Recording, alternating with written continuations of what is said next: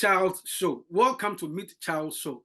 I am taking you to USA to speak to one gentleman in USA, Massachusetts. He's from Ghana and he calls himself Kookowura. Who is Kookowura and what is the story behind this Kookowura? Welcome to the show, my brother. Thank you very much, Mr. Charles. Yeah. Popularly known as Biggie when we were together at Tamale UDS. Sure. Yep. So we all school together at UDS. We are all UDS product developers, as we call ourselves. For sure. Thanks for coming on the show today. Thank you very much, my brother. This is Meet Charles Show. We try to educate our brothers back home. We tell the story as it is. The story is over here, overseas. What is the reality abroad? What can we say for them to also get here? How do they even gain admission to study abroad? Are you getting me? How will people get admission to study abroad and many other things? Is what we discussed on this platform. Who is Kookowura? I mean, before that, can you tell me something about your academic journey? So who are you and your name and your academic journey so far before we come to the story of Kookowura? Thank you very much, my brother. My name is Mahama Al-Rauf. Al-Rauf is my name, and Mahama actually is my father's name. I started my education at the Brown region, which is Techiman, a village called Auroa, where I did my basic education. Then I proceeded to Laura Senior High School to offer my secondary education. I offered integrated science. From there, I taught in my former school. It was an international school, basic school, for 2 years before I could gather some money to buy forms, into UDS. But before the UDS, I applied to some training colleges. I never got admission. Excuse me. One of my producers is telling me to tell you to look into the lens of the camera. Just look into the camera. Great. Yeah. Thank you very much. So I proceeded to University for Development Studies in Tamale, where I offered agri technology. From there, I did my national service at Upper West Region at the National Youth Authority, where I was the agri desk officer for young people who were into agriculture. After my service, I did some odd jobs for about 3 years before I got formal employment into Ghana Education Service as an integrated science teacher. From there, then I moved for further studies, and here I am in the USA, offering, my master's program. But before then, I enrolled into a master's program in University of Energy and Natural Resources, where I did my coursework and I was about doing the thesis. Then I left for this scholarship abroad in the USA. Magnificent. And that is great experience. Such a journey. Great. I envy that journey, with some kind of working and much to say when it comes to your academic and working background. For sure. So who is Kookowura? Kookowura. I used to see this on Facebook. Are you still writing stories about Kookowura? And if so, who is Kookowura, who is now in US of A? Thank you very much. As the name goes, Kookowura and Kookowura in my local dialect means porridge seller's child, or if I should put it, son. I grew up from a home where my mother brew porridge and sold to the local indigenes, where I schooled at the basic school, that's Auroa Techiman. That was what basically the family was living on, because my father was a subsistence farmer where he actually do not make enough from the farm work. So basically, we're all actually surviving on this porridge business. And from the north where I come from, my father had 2 wives, and we all actually depended on this porridge selling, to survive. So with the little porridge selling from my mother, she was able to push me to the senior high school. Then after the senior high school, I saw that there was a kind of pressure on this woman. So that is where I have to go into teaching. And then actually proceeded to the university where I had to do odd jobs to pay my school fees. So seeing myself in the USA, comparing myself where I came from, I just adopted that, okay, why not let me tell a story that Kookowura one day, I'm not putting Kookowura as say anyone mother should sell porridge, but anywhere anyone is. I mean, whatever your parents are doing, but if you push further, if Kookowura has come to the USA to study, then if your father is, let's say, into any other thing, or your mother is into any other thing, you can equally come to the USA. So that is why the story or the name Kookowura in the USA. Koko Dana Bay. Mm. This is a captivating story to hear. Yeah. It simply means you coming from a home that was without much hope. I No mean, hope. you might not even think of even going for a passport, Nothing like that. let alone thinking about traveling. Sure. But with determination and perseverance, as we used to say, or we Exactly. keep saying, you are now in USA, studying Sure. in USA, masters to be precise. Yes. So this is so interesting for others to emulate, that no matter where you are, no matter the tribe, no matter the ethnicity you belong to, you can make it to the top if Sure. you do the right thing and stay focused. For sure. So let's look at USA. You are in USA studying now. You've seen many curricula at the training college, curricula at the University of Energy, as you Natural resources. natural Yep. resources in Yeah. Sudan, right? Exactly. Sunyani. Yep. Yeah, you've seen another curricula in, but where are you now, to be precise? In USA, we have many states in USA. Which school, which? All right. Thank you very much. I'm in Massachusetts, a state called Worcester, Okay, where I'm at the university called Clark University, Clark. studying environmental science and policy. Okay, I know Worcester. I know, Exactly. yeah, and I know Clark University to be a renowned university in US. Exactly. Yeah, This university was established in 1887, yeah.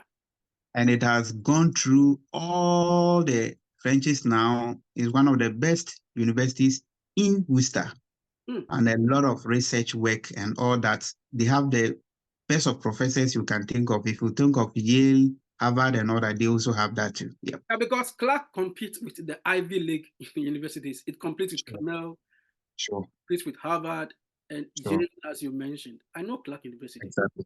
Yeah, so let's check the curricula. I mean, you've experienced many curricula in Ghana, and now you're in US of A. Is it the same, or one tends to, or one is a bit higher? Yeah. Thank you very much for that. For the curricula comparatively,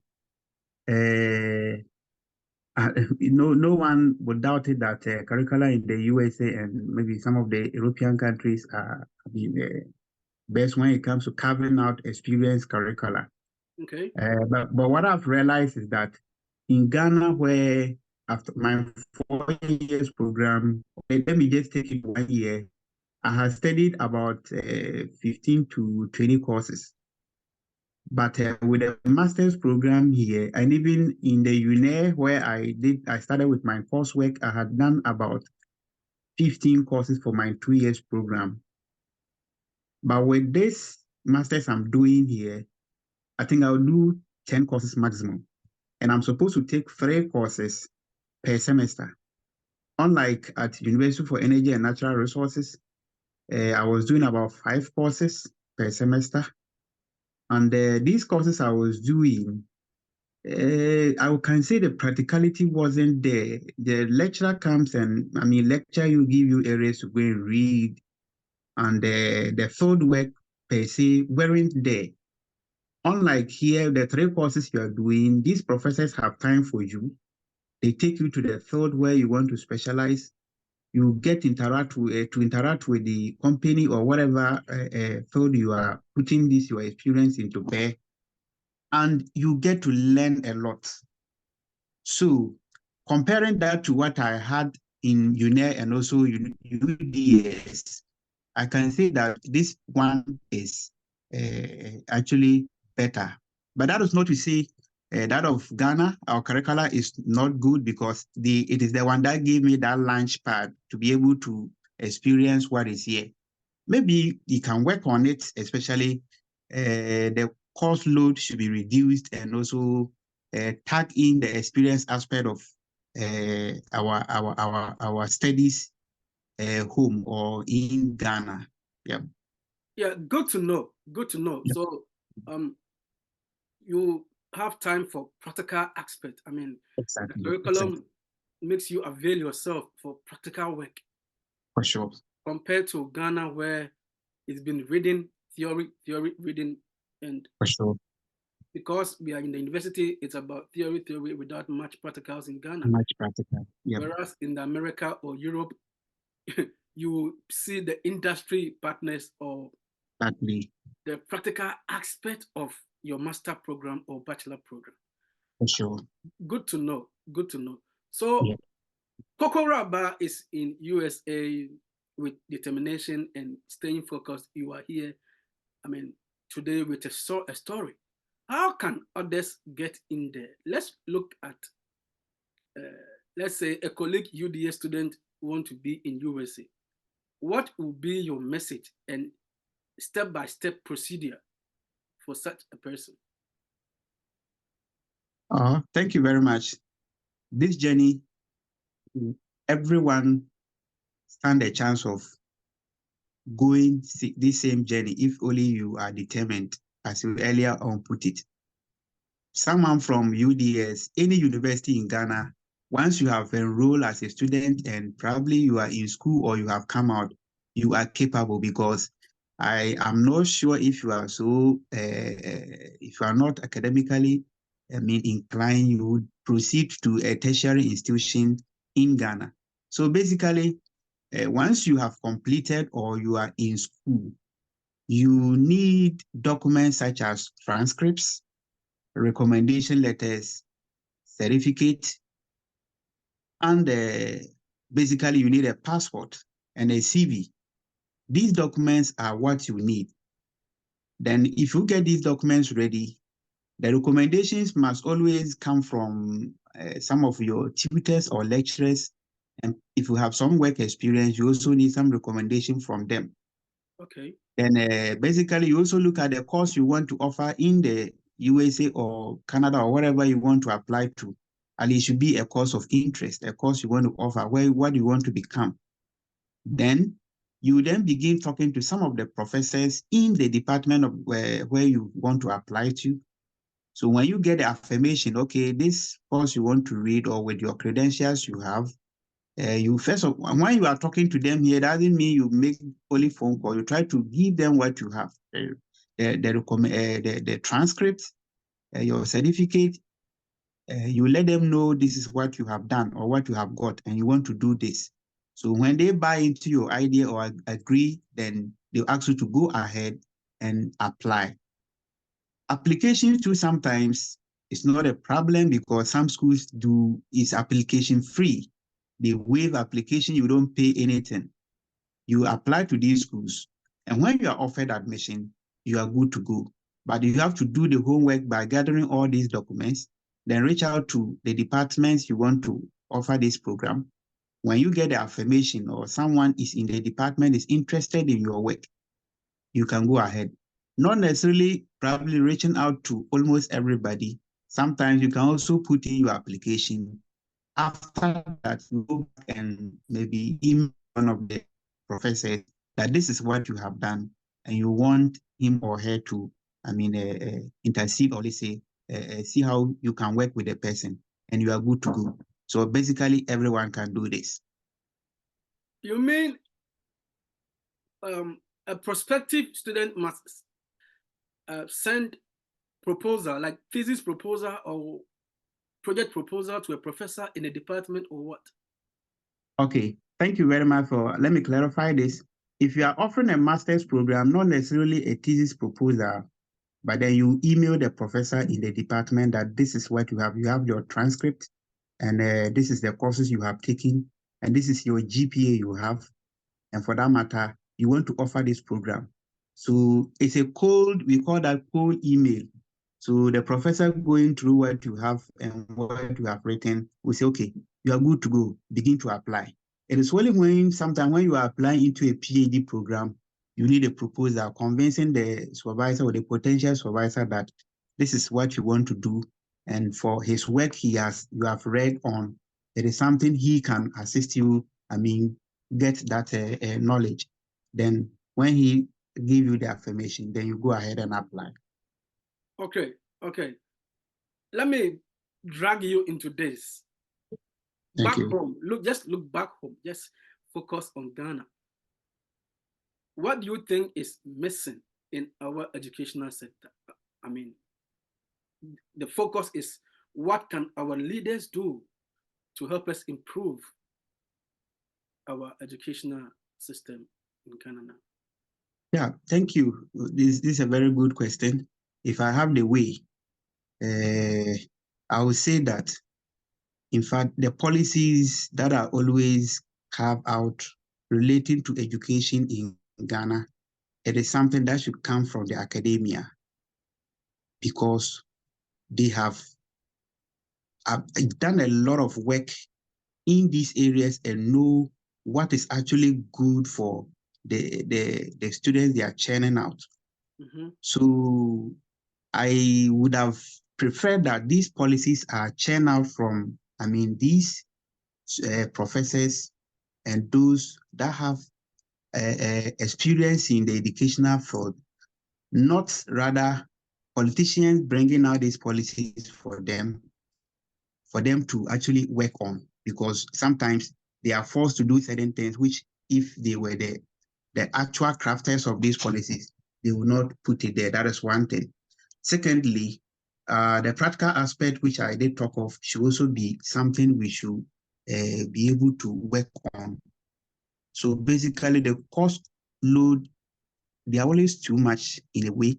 But then let's take it that even with that number courses we do in Ghana, if we still maintain that and we look at the practical aspect whereby you will get, the hands-on training, it will be very good, because when you come out right away from the university, you know that this is where you are going, and when whatever work you are going to do, you're going to do it well, and you don't need any handout from anyone.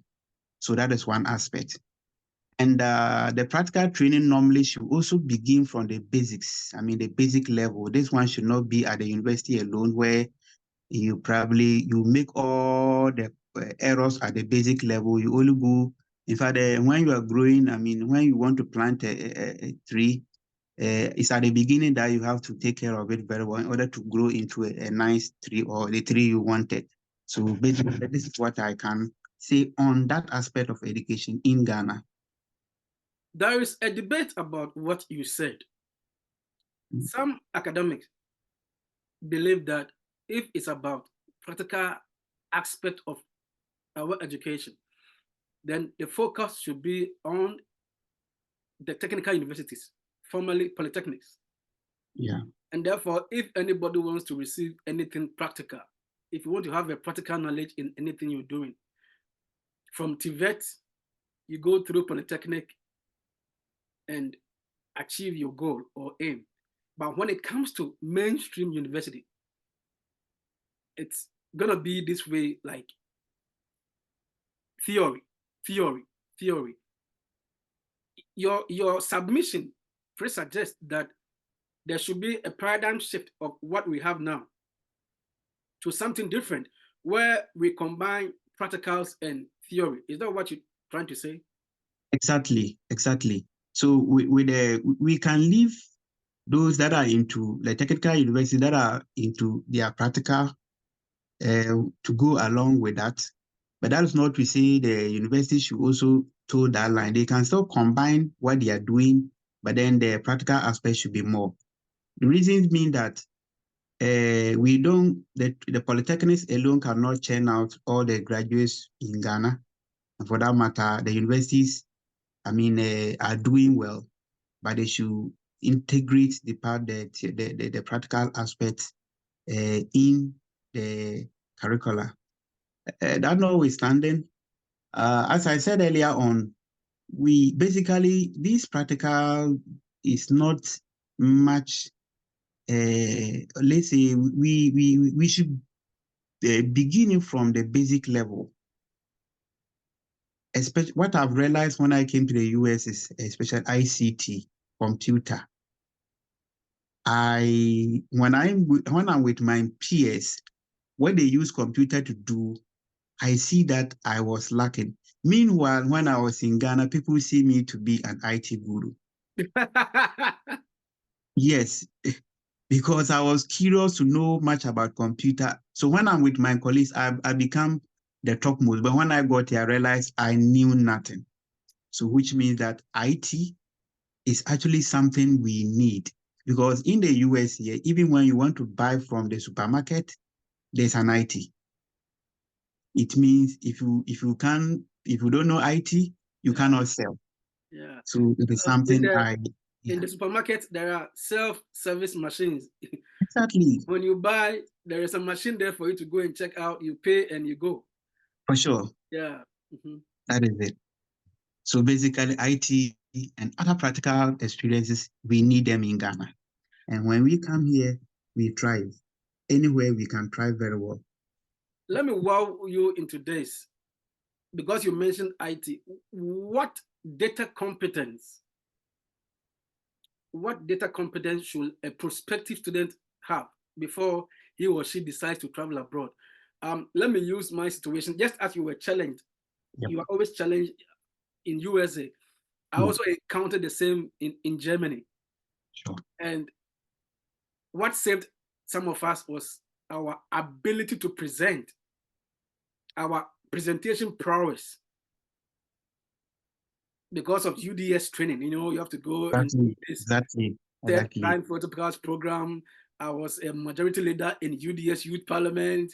I was this, doing politicking every day, speaking to people.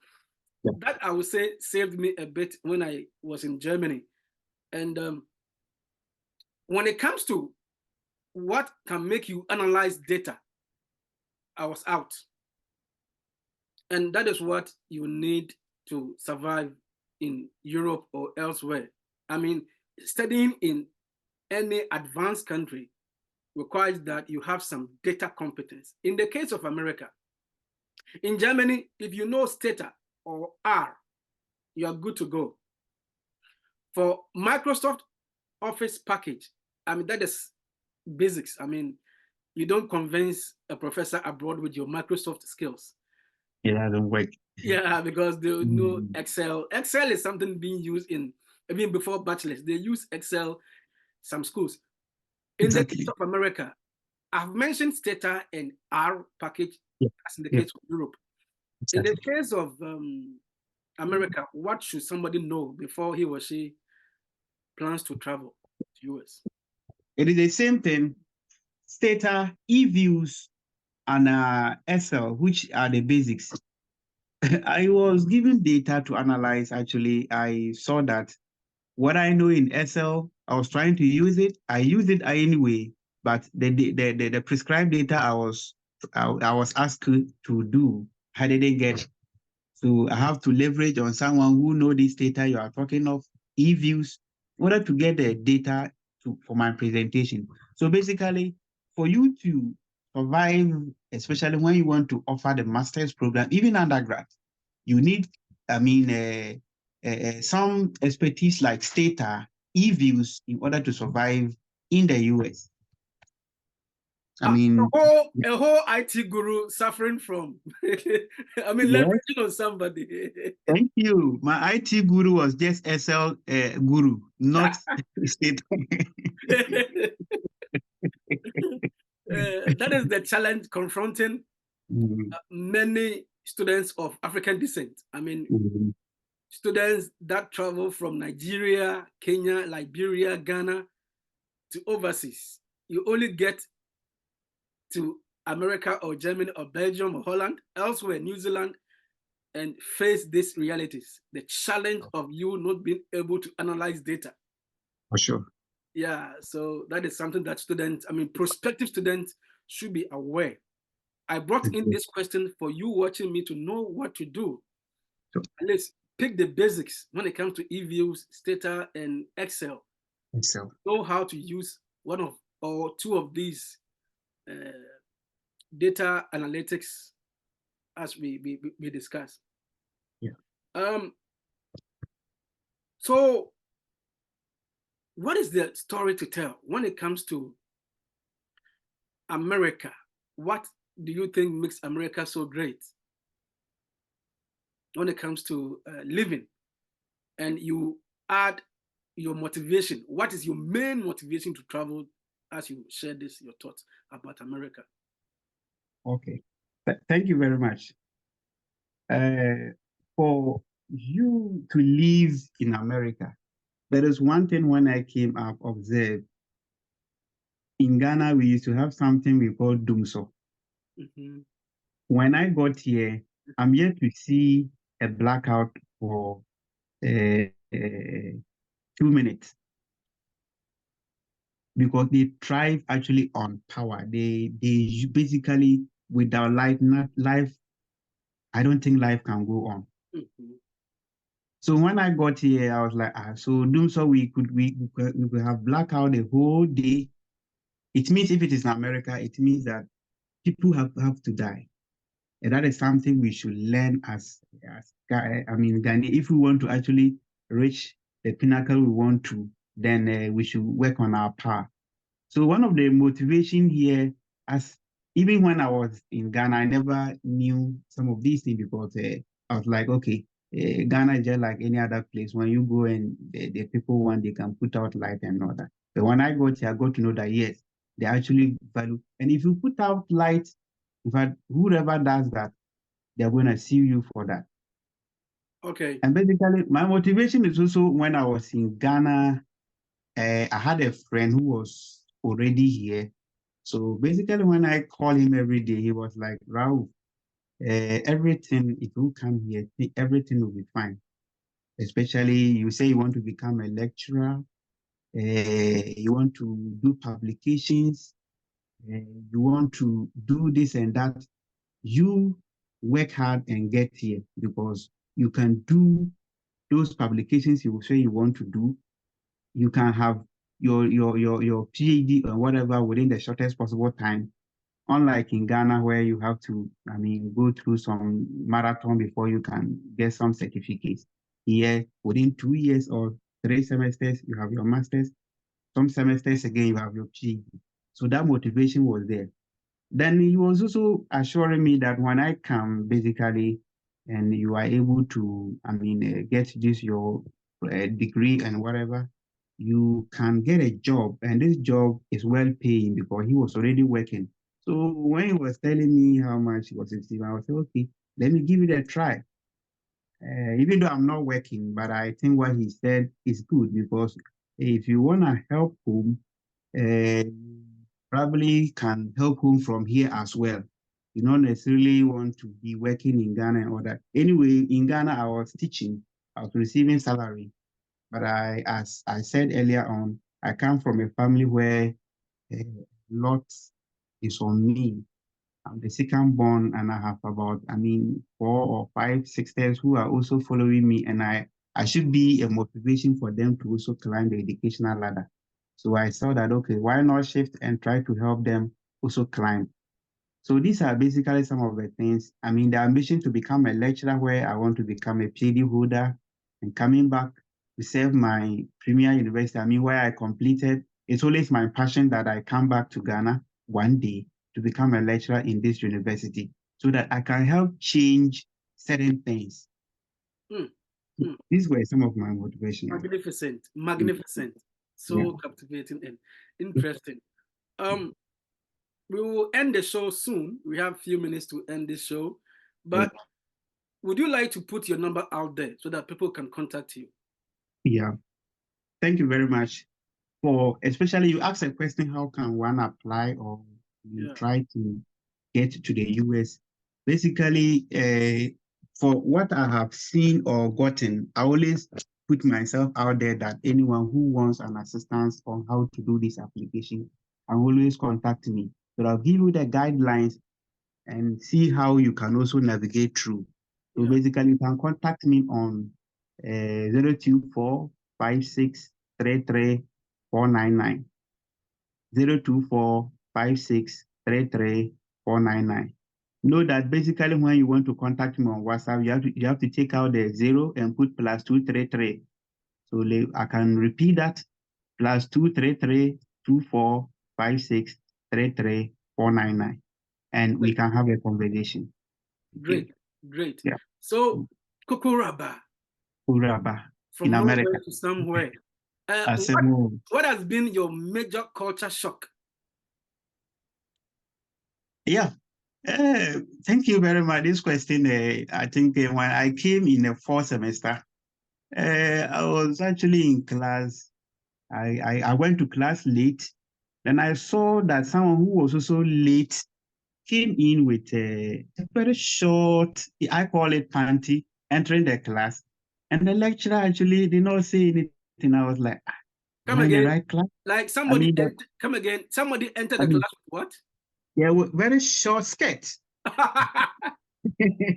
So like this lecturer, wouldn't he drive this lady away? But she came and sat down. We had a lecture. She contributed.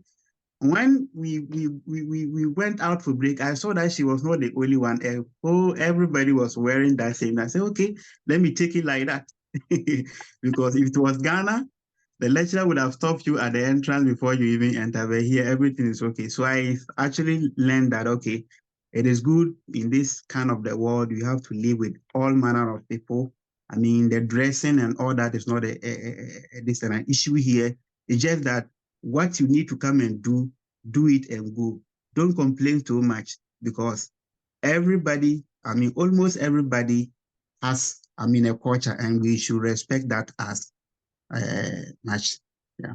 Great. We have 5 minutes to end this show. Thank you. What would be your final submission?